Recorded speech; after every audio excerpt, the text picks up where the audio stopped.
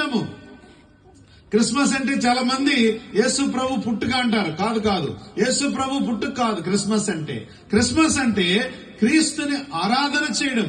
పుట్టడం వేరు, క్రిస్మస్ వేరు యాక్చువల్గా. కానీ మనం ఏం చేసామంటే అందరికీ తెలియడం కోసమని కలిపేసాం మొత్తం అంతా కలిపి. కానీ క్రిస్మస్ అంటే క్రీస్తుని ఆరాధన చేయడం, భక్తిగా ఉండడం, పూజ చేయడం.